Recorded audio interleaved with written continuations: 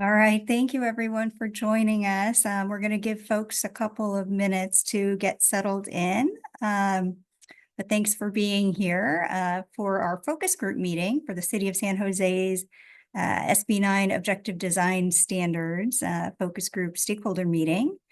We'll just give it another minute or two to see if we've got a few more folks who join us. I think we're expecting a couple more.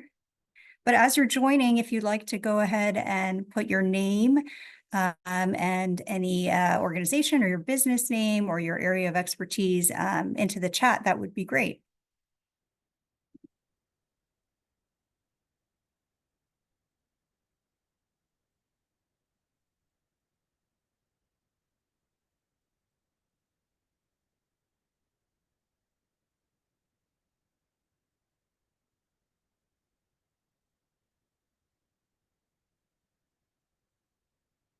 All right, great.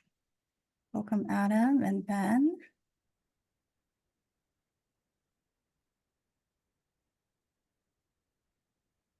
Maybe we'll just give it another minute or two. We're expecting a couple more folks.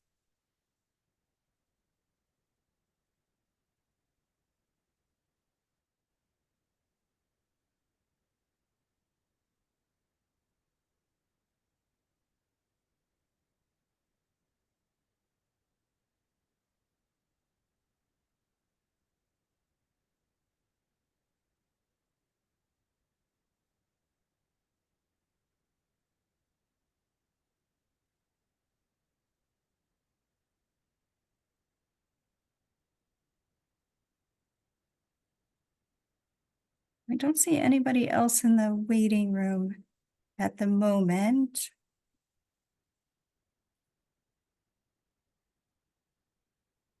All right, welcome, Paul and Hari.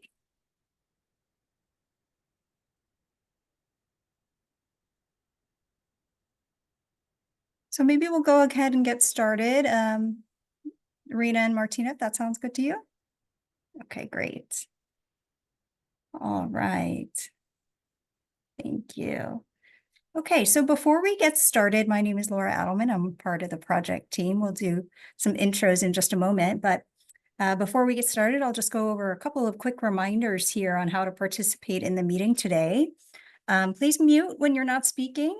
You can go ahead and use the raise hand icon if you would like to speak. And I don't see any phone participants, but if you do need to join us by phone only, you can press *9 to raise your hand.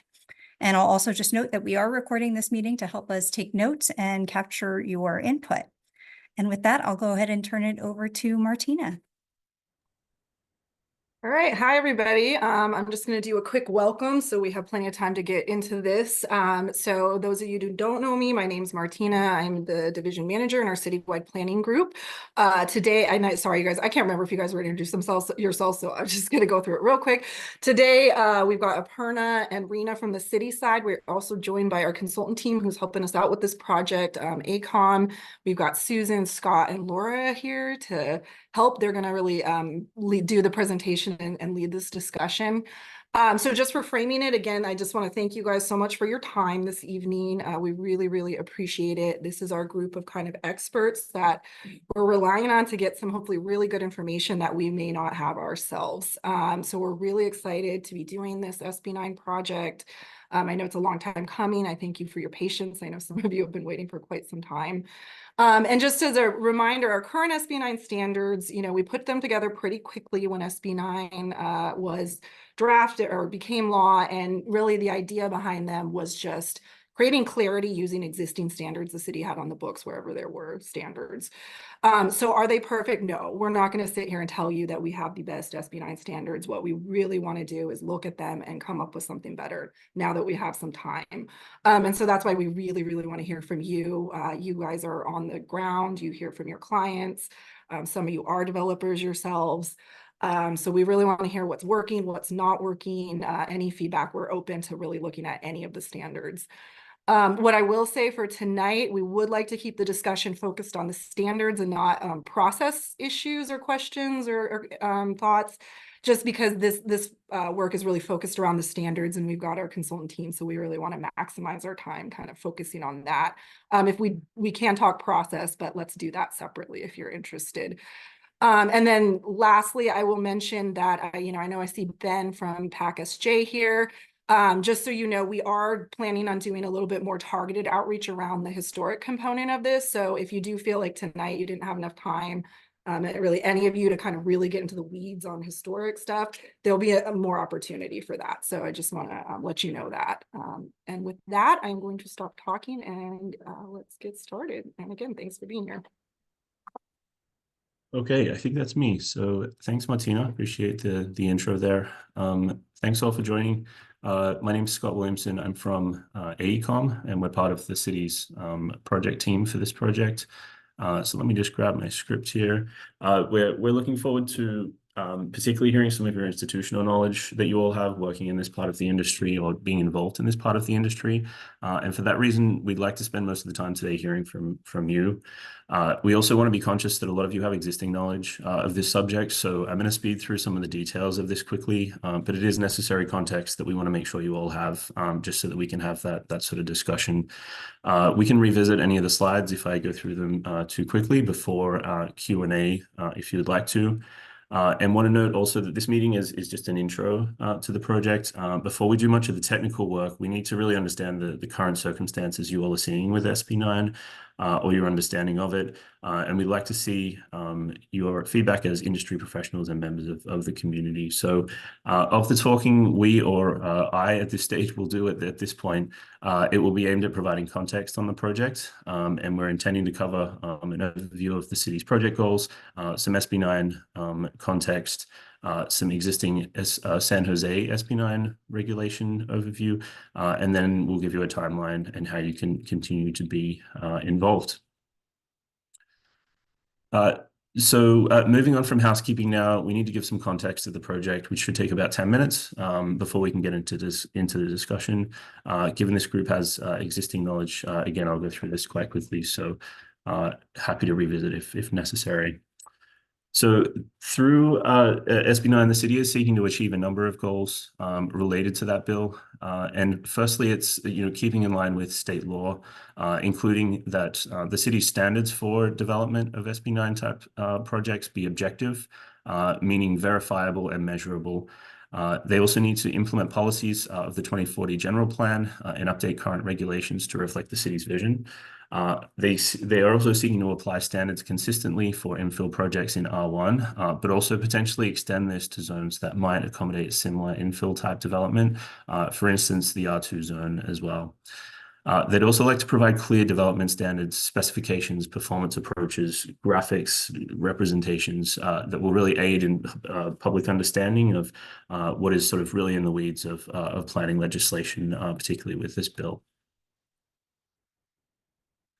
So to speak to what exactly this project is doing and where we are involved with the city staff as well at AECOM is in partnership with staff, we are creating a baseline, firstly, through mapping analysis and case study type exercises that will allow us to better understand the circumstances in the city that we're balancing and building off of. And part of the analysis is shown on the right. This is just a simple map that's showing all of the R1 and R2 zoned lots in the city that the project has the potential to apply to on a very basic level. This is just basic R1, R2 zoning shown. Also assisting the city with engagement. You're part of that effort right now, and there'll be some other meetings coming up that we're planning in the coming months. The bulk of the project is creating objective SB9 standards for the city to use in its R1 zones. And then as an extension of that, creating some SB9 standards that the city can consider using for its R2 zones and also potentially in historic districts. So the city would then, after that, take the project forward through their process of refinement and adoption. So the motivations for SB9, I won't go into depth a great deal here, given you're all involved in the industry and have, obviously to some extent heard of it. But I mean, some top lines just to sort of, ensure everyone has that context of what the state is seeking to do with the introduction of SB9 back in 2021 now.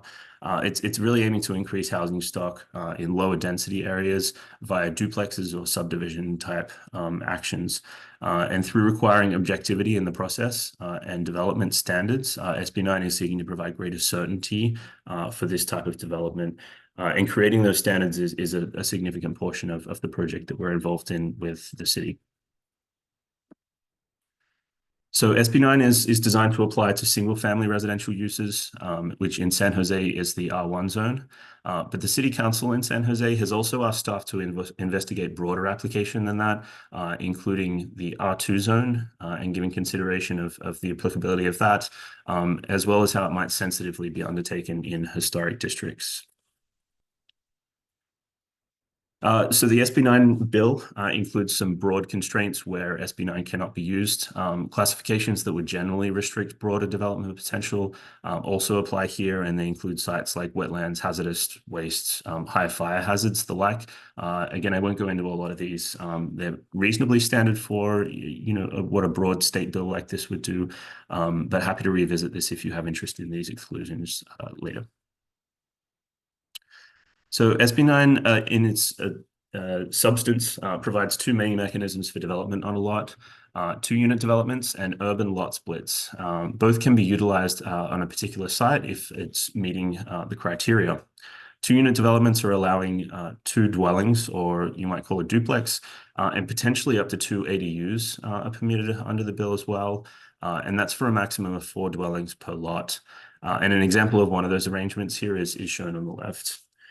Lot splits is the other mechanism that SB9 allows, and that's allowing lots of a certain size to split into 2 lots, and each new lot may then make use of the 2-unit development allowance, as well as the ADUs, if the criteria for size and other factors can be met. So each new lot, in effect, there could accommodate up to 4 new units, and an example of that is shown on the right.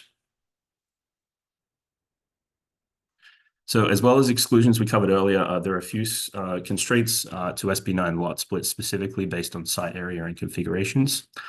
These include that a lot may not be less than 40% of the site of the size of the lot created. Lots may not be less than 1,200 square feet in area, and in the instance of a lot split, the owner must live there for 3 years is another requirement of SB9 as well. There's also some access and utilities requirements that must be considered as well. Those are a little more nuanced, but obviously lots need to have access to the public way. So the city created an SB9 ordinance in 2022 also to supplement the SB9 state bill provisions. And those standards are seeking to regulate, in the instance of lot splits, access arrangements and frontage requirements, for instance. And in the instance of dwelling units, they have some standards for height, cumulative floor area on a site, as well as frontages. And just to speak to some more of the detail of those, the frontage requirements are seeking to allow access to those split lots. Thinner lots are required to have a 12 to 15-foot corridor to the street, for instance. There's some front setback requirements and a building height requirement of 2 stories or 30 feet also is the maximum.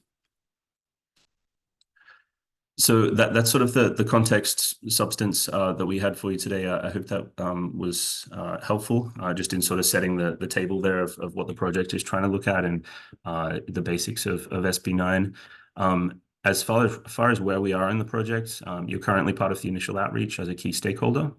Over the next few months, we have a couple of community meetings planned as well, which we'd encourage you to get involved in as well.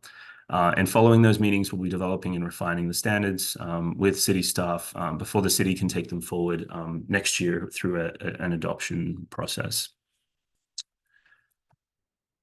So here, I'll pause for any questions. If you have any questions about the presentation content before we go into sort of the more general Q&A. But if I went through any of those slides too quickly, or if you have follow-up questions out of those, then please, now's the time if you'd like to raise your hand at all.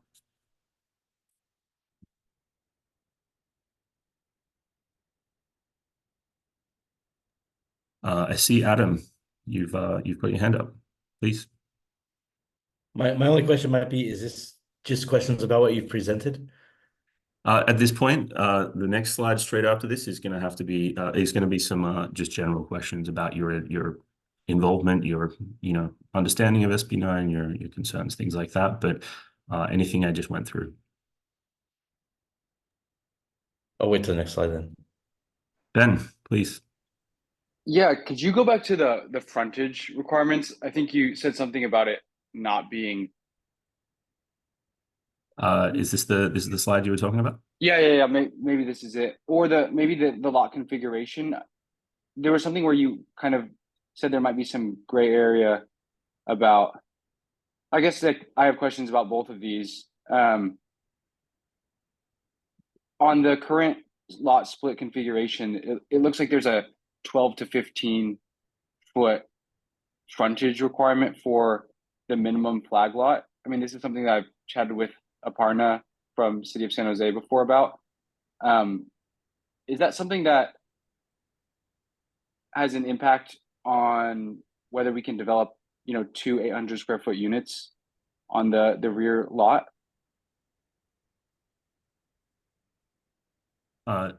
Happy to answer that if I'm best placed to. Want to just let city staff weigh in first if you like to. Otherwise, I can try and take it.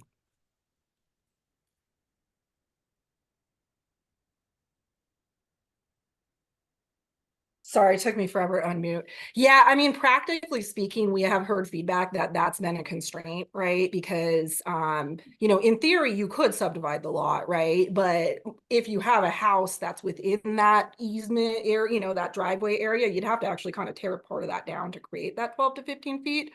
So, I mean, is it a hard preclusion? No, you could kind of remodel the front house to create that width and subdivide it, but is it a constraint? Yeah, we've definitely heard that it is. So just to touch on that, like we're doing an ADU on a house that had public utilities take over a portion of their house to create an easement, or not house, their lot, and it's 4 feet on the other side of the wall of their garage. So there's an easement. You can't build anything new, but you don't have to tear anything down.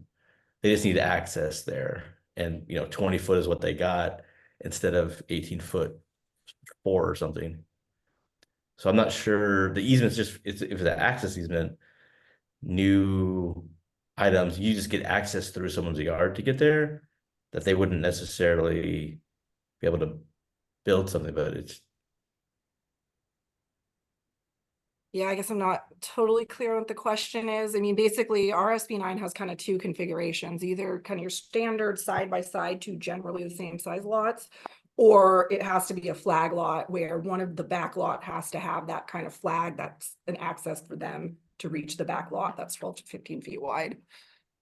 So that ADUs last have slide, different standards, or ADUs don't have that standard, right? So, and this that is last this the is for last subdivision. slide there, you said if no public frontage, then you could have an easement. It could be an easement, yeah.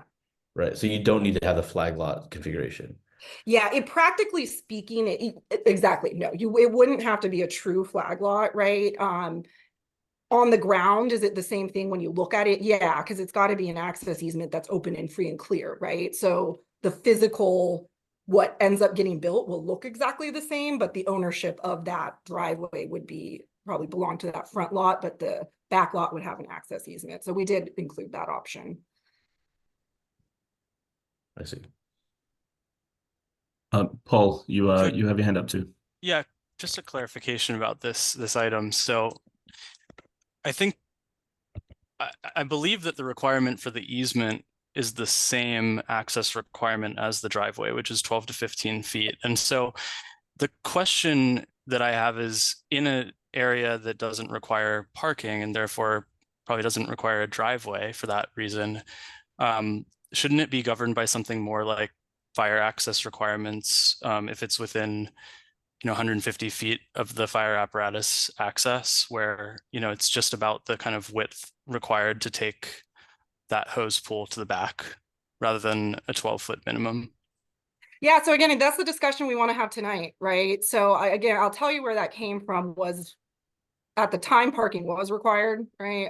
And there was a lot of community concern around SB9 when it came up. I don't know if any of you watched the hearing. A woman got up and cried about what was going to happen to her neighborhood. Level of community concern. So as I said, you know, we had existing driveway requirements of 12 to 15 feet. We applied them. That's it, right? That's as far as we thought this through, to be totally frank with you guys. And this is the time that, yeah, that's a great question. This is the time we're relooking at that. Is that the right standard? You tell us what you think. Great. Well, I really appreciate the forum, by the way. This is great that you're having this event. So thank you. So not seeing more hands up, I might progress then. T has his hand up still. Oh, Ben? Oh, I meant to put it down. Sorry. No worries. So I mean, obviously we can go back 20 slides if anyone has any further questions. But as far as the discussion, we had a few prompting questions here, which sort of speak to what we've already gotten into a little bit there with those last couple of questions. But wanted to focus, I guess, firstly on the first three questions here of the experience you've had in applying the city's SB9 standards. Maybe easements has been one of those experiences.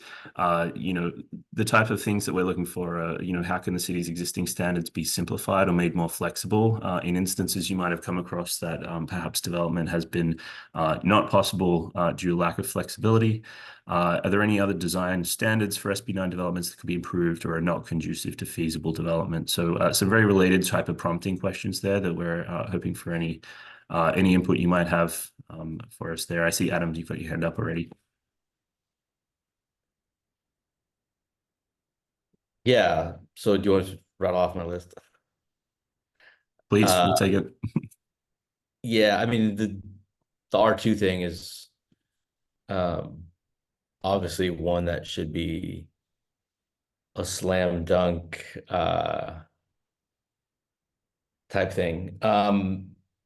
I would probably push that to be anything in a residential neighborhood, general plan zoning, and then, you know, having the ordinance to support those rules makes sense. I think Aparna, Martina, you probably understand what was going on with opportunity zoning before SB9 sort of let the politics wash their hands of having to do anything hard. But that policy was basically on the verge of, well, you could build anything within the volume of a single family home in an R1 lot, right? Which is awesome. And then you go to SB9, and it's all these check boxes you have to make or tick off in order to have that built. So when you're in a duplex zone that is a R, you know, residential neighborhood, general plan designation, and your calculations don't meet the threshold on a smaller lot, you can't do 2 units, but you're also not technically zoned R2. And you can't technically rezone your property to an R1 because then you don't qualify for the Housing Accountability Act, which is down zoning, which essentially general plan down zones anyway, but I'll get into that. So if you have a RM zone in a historic neighborhood, most likely you can't do much besides just an ADU on a single family home existing use, and be able to do a you know, SB9 and add a second unit and 2 ADUs in downtown next to our core where we need people living and spending money, so it's not so vacant. So that's the first one. The second one, I would probably push to have 2 primary units, agnostic of being a duplex, and have the rules flexible to be any combination of primary and duplex. I mean, you know, up to 2 of each, or primary and ADU.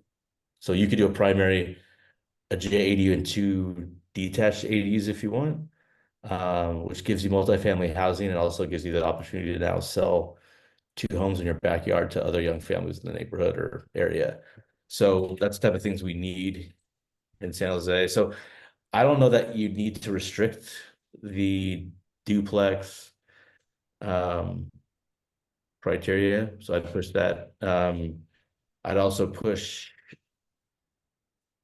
the ordinance to be kind of mirrored with the ADU ordinance. So you could allow what the single family ADUs are doing on multifamily property. So my view there is that the single family neighborhoods should be the most restrictive and conservative from an ADU side, but now they're not. The more restrictive ADUs are actually on multifamily property, which is just backwards when it comes to CYA zoning ordinances. So 2-story, 1,000 square foot. I mean, I'd be open for 2-story, 800 square foot ADs in multifamily zones. So that would also, you'd be able to get that in with SB9. So I think that's about it for me. Thanks, Adam. Paul, I see you've got your hand up now as well.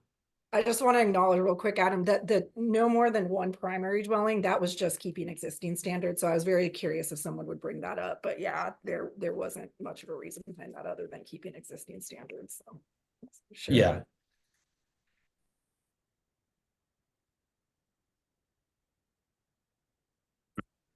Hi, Paul. Hey You had your guys. hand up? Yeah, I turned my camera on too. How's it going, everyone?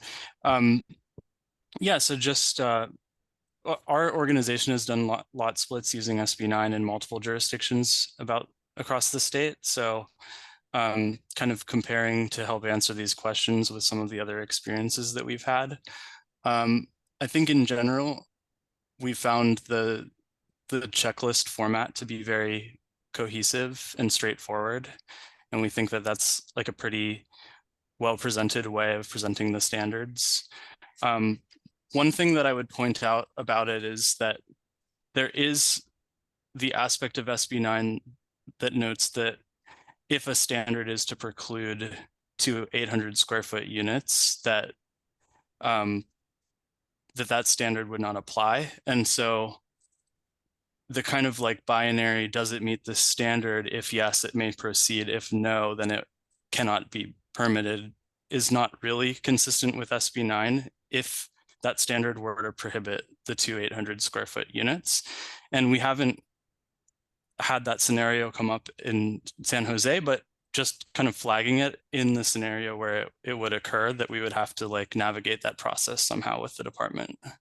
Yeah, and I thought, I could be wrong, we'll check it. I thought we actually updated our spreadsheet to include that in there, but if it's not in there, we'll check on that because you're absolutely right on that. Got it. A couple other things, just in case it hasn't been like formally recorded, I would definitely put as a suggestion to reduce the driveway, or whatever you want to call it, the access easement to the back, because we've done analysis of, how many properties have driveways that are adequate to meet that requirement and how many there aren't. And there's definitely many properties that are located within transit-rich areas that are very walkable, that might have, between 8 and 12 feet of access. And right now, they're not currently eligible for the subdivision process because of that rule. Another standard that I wanted to point out is the height limit restriction of 1 story within 20 feet of the rear property line. I think in most cases with an SB9 lot split, and we try to think about things typologically, like what are the types of lot splits that you see? You see a flag lot that has an access to the front road. You might see an alley lot split where you're splitting it down the middle and it has access on both sides. And then you might see a corner where it has access on 2 sides and you're splitting it down the middle. And particularly in the corner scenario, it's not a very deep lot because the frontage is on the other street. And so what we've found in those scenarios is that once you apply the front setback, and then you also apply this 20-foot 1-story rear setback, that the building footprint gets constrained and potentially is kind of running up against that objective standard that precludes 800 square foot units territory, where we might be in a scenario where we need it to be a 2-story building, a little bit closer than 20 feet in order to achieve that.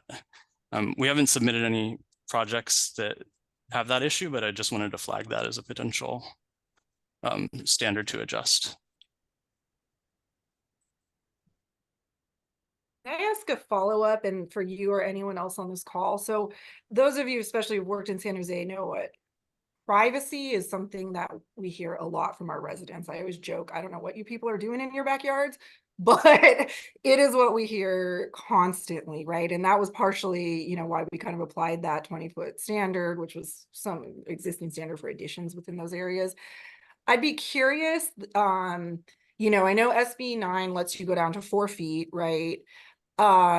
If we were to do any sort of, say, a staggered setback, right? So 4 feet on the ground floor and something else on the second floor, is there something that you could think could work, or is that inherently problematic?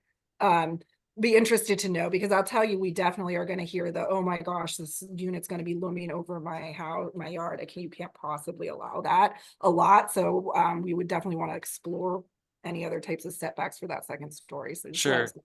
Would there be any logic to tying it to whether there's an existing building that's like actually in that area of the adjacent property? Because in this corner scenario that I'm describing, if you think about a corner lot, and the backyards are all kind of in alignment. And so when you split off that property, what you're overlooking in the adjacent property is really just a backyard. Yeah. It's not like looking into someone's house. And so I have seen standards in other cities where, you're not allowed to have windows that are looking into other people's windows and so forth. But that would kind of directly connect it to the architecture of the adjacent homes. Yeah, that's not good thoughts. I'll just tell you again, it's the backyards for whatever reason. People are like obsessed with backyard privacy here in San Jose. So, but yeah, we'll look into that.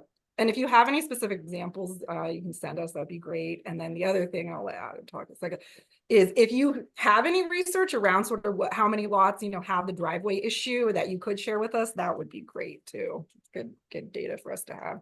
Yeah, we can follow up separately about that. I think if that's helpful in getting to like a more, maybe transit oriented homes have that ability, we can provide that data. Yeah, that would be super helpful. We can follow up with you. Adam, I think you raised your hand during that. Okay. Yeah, I'd move to remove that privacy criteria. It's not in the single family zoning, right? R-1-8. I could have a 35-foot, 2.5-story home up to 25 feet or 20 feet from my rear. You could easily stare into most neighbors' yards from that. So what the state law says, and most likely will become tied to this anyway, is that like you're giving specific rules for those type of people that may live in an ADU in the backyard or a second unit versus a second home, SB 9 home versus my bigger single family home. I could already build an ADU with unrestricted windows up to 4 feet now on the second story. You allow it for one thing, but then like, well, if you do another thing, then my privacy is more important. But if you do an ADU right now, it doesn't matter. So why put that restriction on somebody that's investing more money into their property than the person doing the ADU, investing more money into the opportunity for people to have homes? Like, it doesn't make sense. It's just restrictive. And it's the best light and air on a, small, dense property, which is great. But, if they want to stare at a, two-story high wall with no windows in it, that's fine. But, it doesn't make much sense given what else you can do in the city.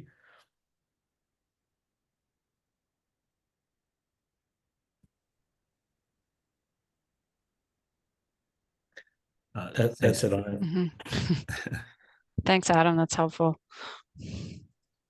You're welcome. Well, I guess one other comment Trying on to be this helpful. subject, if I can add one more thing. In an example, let's just say that the lot's 60 feet deep, and there's a 20-foot setback in the front, and then there's a 20-foot setback or sorry, let's say that it's 50 feet deep.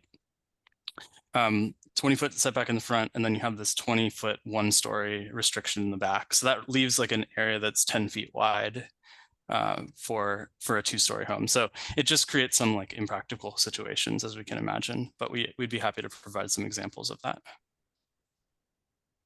Yeah, no, again, any really helpful and examples like showing people what we're talking about is super helpful. I'll tell you that is definitely one of the standards that's been taught. That in the driveway are personally in the no more than one unit to the lot are my ones I want to relook at the most. So we will absolutely be relooking at that height for sure. I will let you know that. So the front setback is, you know, like on a corner lot, the narrow side is the front, correct? And when it comes to side and rear, it's only 4 feet for 5. SB9, correct? Oh yeah, SB9 is SB9 is 4. Right, but I guess if you subdivide the rear half of the yard, we're not in a side. Right. My understanding is if you subdivide it, now you have a 0 setback between the two, and the two sides. When you count, let me go back. When you're counting what is front, side, and rear, it has to do with the original lot. No, it has to do with the future lot. It could be just the original lot. I mean, because I think that's the way it's written. Well, so if you're building, I mean, you can't build the home on the second lot unless the second lot exists, right? So we have to look at it as the second lot is already existing when you're building the house, because it would be existing when you're building that second house on the back. So it would be subject to the standards of the existing lot. And that's not specific. To me, SB9, I'm going to what I've learned with what was happening with opportunity zoning is that you basically have zoning standards for R1, 8, say, within that box, you're able to subdivide. Mm-hmm. And along with SB9, you have side and rear setbacks, right? So you draw out your setbacks based on the original zoning. You split it between 40 and 60%. And then you build the square footage and or ADUs like that. It should be a pretty easy checklist there. Don't need to overthink that, right? Again, I could have a 24-foot ADU 4 feet from the street side and 4 feet from the rear right now. So why are you restricting it if someone's going to do 2 single family primaries on the lot split? Just because it's being overthought, it doesn't make much sense on why. It's not a subdivision that's creating zoning. The zoning's not changing. You're just creating a new lot and building to the standards within the checklist, right? Yeah, the new lot has a front, side, and rear setback. Yeah. Right. It's like, well, I mean, we're doing one in Menlo Park right now, and they're very confused as to how we can get plan check done if we don't have a lot. I'm like, well, I don't know, but the rule says you need to do plan check all at one time. I guess, are you talking a scenario where there wouldn't be a subdivision? No, it would be subdivision. Yeah, so again, though, if you're subdividing, we're looking at it as a new lot, and the new unit on the new lot needs to meet the standards for the new lot, right? So it will have a front that will front the street it's fronting on, it will have a rear, and it will have a side, and that's how we do development with subdivisions. I don't know how another This is an urban lot split. It's not a subdivision. Yeah. That's what I'm suggesting. You don't need to necessarily. We're still subdividing the property. Yeah. Right? So, but again, I mean, we can absolutely look at that, right? Because I hear you, on the ADUs can be on the lower. This is looking at it differently. It's something we can look at, but yeah, I mean, regardless, it would still be based on the new lot, but maybe it does have different standards if it's an urban lot split, but it still would be setbacks based on the new slot. But Yeah, because you're still applying the 0 lot line between the new lot split Yeah, and line I think anyway, that's in which is SB not in 9, the right? zoning anyway. I think SB9 requires us to do that, correct? Right, which again, that's kind of what I'm saying. You could also, can't you split the lot between the building, Yeah. which is also Well, not, SB9 says you can't require setback in that instance, right? Because you can split it, but that's because SB9 says it. It's not that there isn't a setback, it's that we don't require one in that instance. I would aim for the most lenient.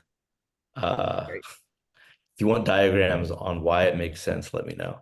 Get Yeah, those again, I mean, quickly. pictures, they're 1,000 words, and you know, I'll tell you, we as planners might have one idea. There is a big component of what the community wants, right? So, you know, when you hear hesitation, it's we know this is a community process and the council will have to hear from everybody. So, you know, we'll see where we land, right? But we hear you. We hear you. Yeah. I've laid out a lot of projects that can't work, that don't work. So Yeah, I guess here's what we don't want to do, right? Is we don't want to come with something that's so radical, it's not successful, you know? We want to kind of balance, right, and something we think we can actually get approval of. So that's going to be, you know, part of our considerations, right? But Adam, we'll have more thank you for public that. outreach so we can definitely kind of hear, you know, where the community feels. Sorry, I know I'm talking a lot, but I will say the good news here was that I'm kind of glad we're doing this a couple years in, because there was a lot of fear around SB9, right? And, oh my gosh, I'm going to wake up tomorrow to like living in a teeny slum. I don't know. People were really scared, and it hasn't, you know, we haven't seen that much. It hasn't full scale changed neighborhoods and stuff like that. So, you know, maybe the public discourse around it will be different this time around. So we'll see. I think that could go in our favor there. could I make a suggestion? Yeah. So don't include R2 and RM zones.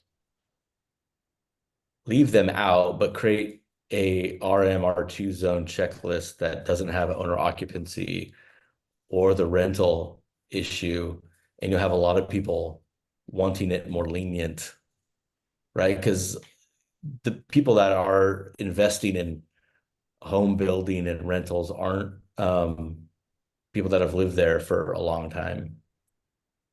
So the bill aims to create more streamlined housing, but they've artificially restricted it. I don't know how much you can take that out. I mean, I'm sure any ordinance passed and say you could do what you want on it, right? It's like SB9 by right, you need to do this, but you can create something more lenient. And that's why we're calling the R2 SB-like standards, right? To give ourselves that flexibility of looking at those things.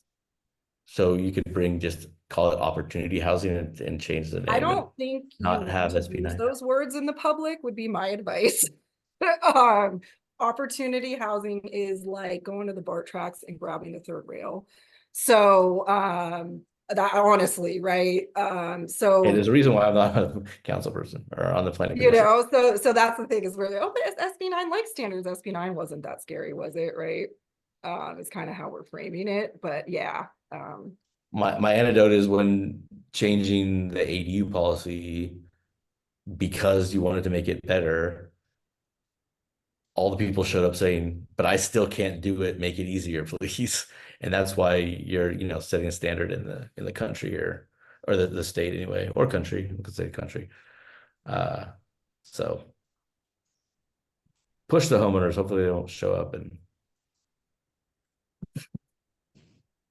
Want to make sure we're getting to others as well. Ben, you have your hand up. Did you have a question there or anything to Yeah, add? I have a question. Is there a formal diagram stating where the front setback will be on a flag lot?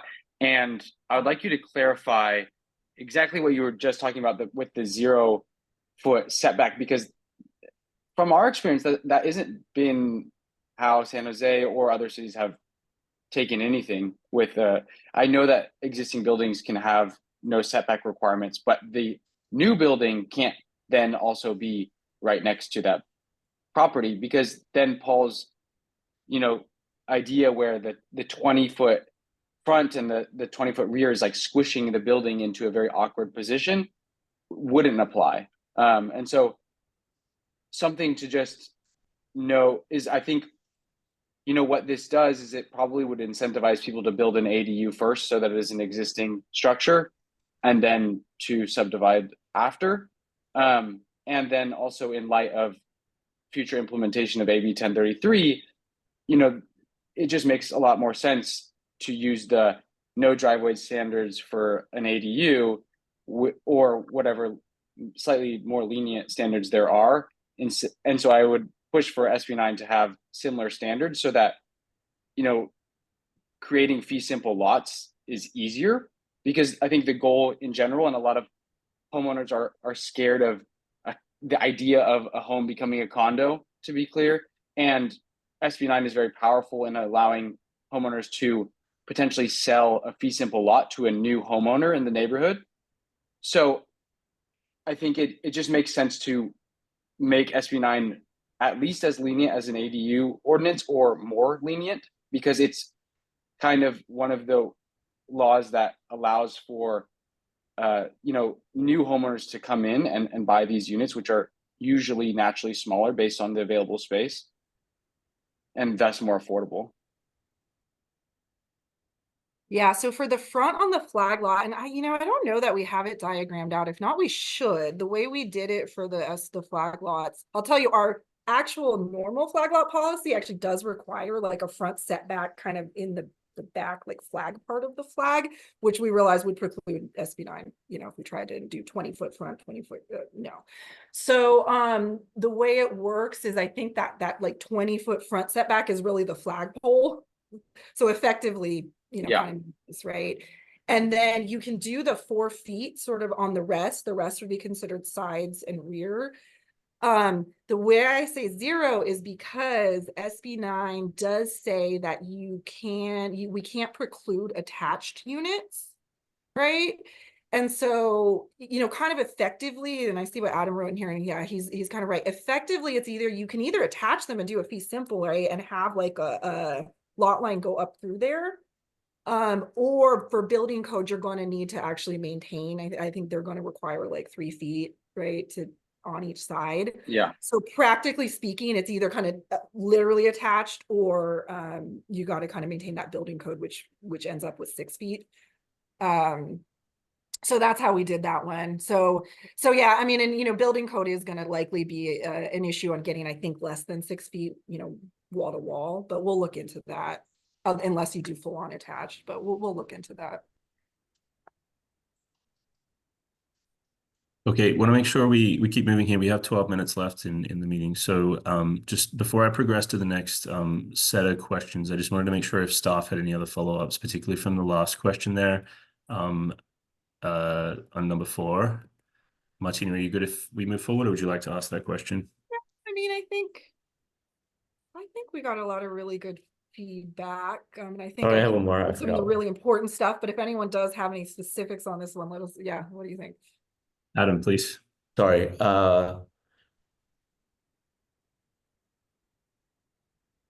The thing with conservation areas versus historic district, I don't think we should restrict conservation areas. It just adds process and cost to something that seems like it's possibly to have older homes, but not necessarily as historic as like a landmark historic neighborhood. So I know we've talked about that, but I just want to bring that up because that restrictions, again, surrounding dense areas with low density, not the best.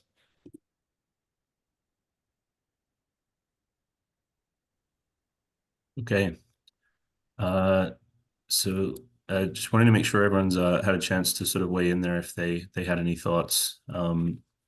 We'll keep an eye out for any more hands if you want us to flip back really quick. But let me just progress on to the next set of questions, which is the final set of prompts that we had. But I guess out of this set, we're sort of looking to learn from any other good examples that you might have that you might direct us to in considering this in terms of, viability, design, innovativeness, anything like that that you might suggest that San Jose take a look at that you've seen elsewhere.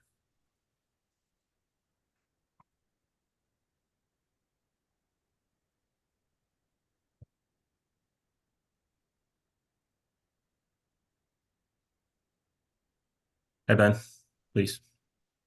Yeah, I think something that we've seen in other jurisdictions is a standard process for those lots that end up precluding the development of two 800 square foot units, and then essentially a flow chart in which certain things can be violated in each order that is preferred, and ending with all of them potentially being violated if they preclude the two 800 square foot units, to just make it very clear and in writing that that is a possibility.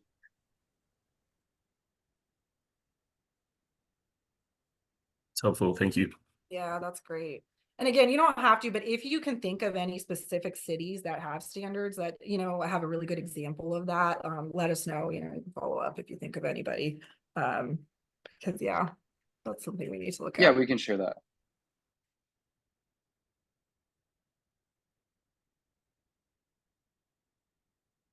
Anyone else? I guess another question out of this, if you have any, might be, do you know any specific good examples of SB9 development that you've seen, particularly as architects or industry professionals that we might learn from?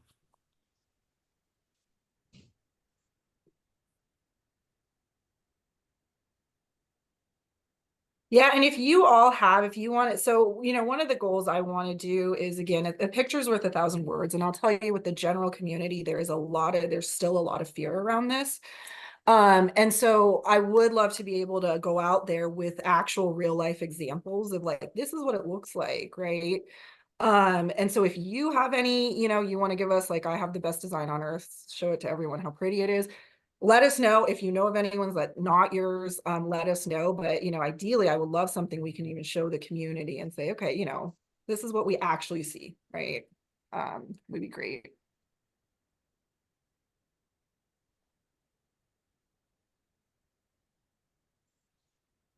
Okay. Yeah, Martina, we've developed a whole set of typologies that work with SB9, and we've been permitting them in different jurisdictions. So I've got a couple follow-up items that you asked about earlier, but we could definitely share some imagery of that as well.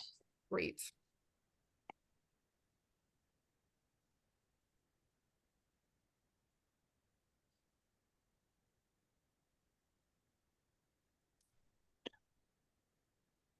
I have one other kind of suggestion. I can't think of a specific jurisdictions that's doing this, but I wish more would, is clarifying that it is possible to separately convey those two duplex units that are permitted on the SB9 lot. We've spoken to multiple, condo attorneys about it and cities, and it seems like it is the general consensus that you should be able to, not further subdivide using SB9, but condoize the units so that each one could be sold in a townhouse configuration, for example, to a new homeowner. But we haven't seen a lot of cities actually solidify that into the process, so that people know that it's a possibility.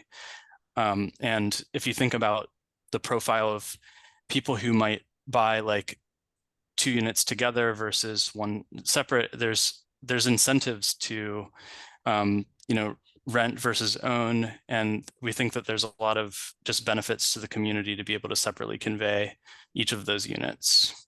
And ideally, if it could be part of the actual, subdivision process, where there's an acknowledgement that, like, also that these units are being proposed will be turned into condominiums, that would help expedite that process. Yeah, and I'll let you all in on a secret, maybe not a secret, but something that I don't think a lot of people caught, but would be really good for you, especially this group, to know. So as many of you may know, the council just adopted an ordinance to allow the sale of duplexes under AB 1033, the first jurisdiction to do it. We included in there a provision that says that with that, just to start getting toward what you're talking about, we just kind of threw in there something that says if you have an SB9 duplex on that lot with the ADU that you're selling off, you can also include those duplex units in that subdivision as condos, right? So as of right now, you actually could do that through the ADU subdivision if you were also subdividing an ADU, just as our first step to just kind of get something through real quick. And so we'll definitely look at expanding that, but just check it out. It kind of flew under the radar, maybe not accidentally flew under the radar. So we do have some allowance to do that right now through that process. So I would like to add that we still will allow only a maximum of 4 units on the lot. So that remains unchanged.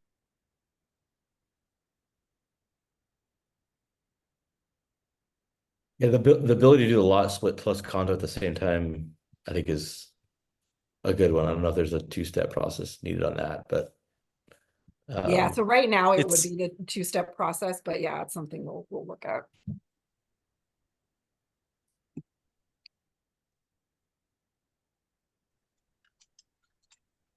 Okay, before we wrap up, just want to make sure if anyone has any last questions we can try and answer here. We do have a couple minutes left, so now's your time. If you have anything else you wanted to ask about this. One more suggestion, just along with the theme of objective standards, is we've seen that some cities and jurisdictions define when an area is stated, whether it's net or gross, and we found a good amount of confusion about that when it's not stated. So I'm not familiar with San Jose's code well enough to know if it's clearly stated, but like unit sizes being defined as livable space versus gross often makes a big difference in understanding what we're agreeing on. Agreed. Thanks, Paul. Ben, I see you have your hand up. Please. Yeah, I've sort of been a fly on the wall for most of this. Adam brings up a good point as we, look to expand this into R2 and historic districts. What exactly the difference is between a conservation area and historic district. And it's a little bit counterintuitive, but there are actually very few or none currently historic districts that are zoned R1 right now. Most of them are RM or R2 or commercial. So what people think of historic districts are usually conservation areas. And this idea that they're less historic than conservation districts, I don't think is really borne out. It's confusing that there are those two designations, but as it is applied, I'm assuming, because this was a part of the opportunity housing discussion, that there would be some standard of requiring the retention of a percentage of the existing structure. Is that still the thinking, that that's how it could be implemented in a historic district in a way that it doesn't encourage tear downs? And I think this would be more relevant for conservation areas. Yeah, I mean, we definitely haven't put any pen to paper to come up with anything specific, but I mean, the whole idea is this really shouldn't encourage tear downs. There's absolutely ways to add density to historic areas in an appropriate way, and there's ways to do it in an inappropriate way. And, we really do want to be careful to craft any standards to avoid incentivizing tearing down, which may be, yeah, as far as literally prohibiting it. I can't tell you any promises because we just haven't gotten to that point yet, but absolutely, it's, that's the key goal is how do we accommodate the density without tearing the buildings down or altering them in a way that loses their historic character.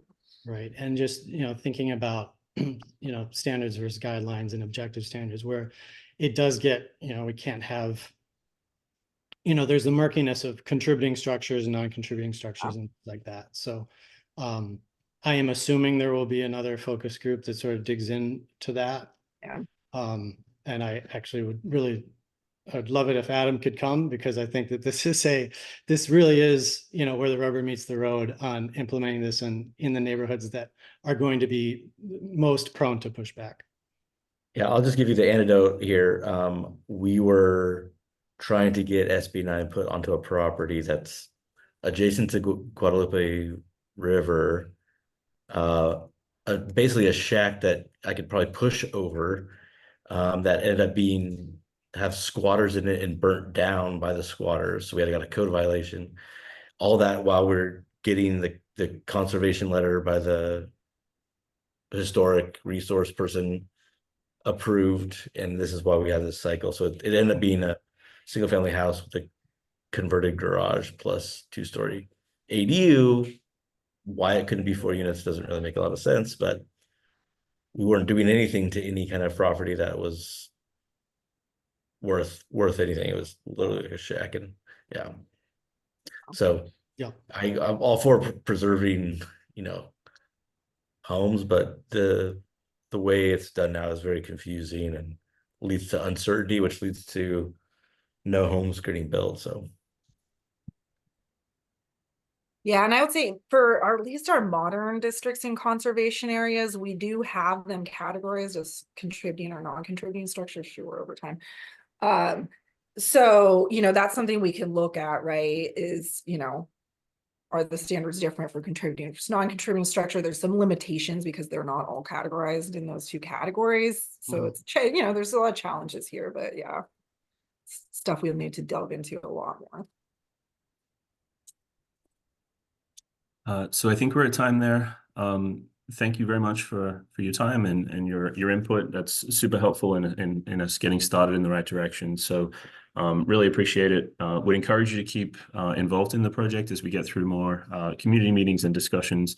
The city obviously has you all on their distribution list, so you can sort of keep an eye out for any emails from them advising you of community meetings that might be upcoming in the next few months. Also, the project contacts myself and Aparna here at the city. Please feel free to reach out if you have questions or if you are looking for any follow-ups or anything like that. So with that, thanks again. I'll see if city staff want to say anything really quick before we leave, but if not, appreciate your time and thanks. Yeah, no, I just thank you again and look forward to continuing the conversation, and anything you can send us, helpful. So do not hesitate to send us whatever you've got. 等一下吧，每次这样练忒小，天天上小，跟你说。 Okay, thanks all. Appreciate it. Thanks, really appreciate your time. Thank you.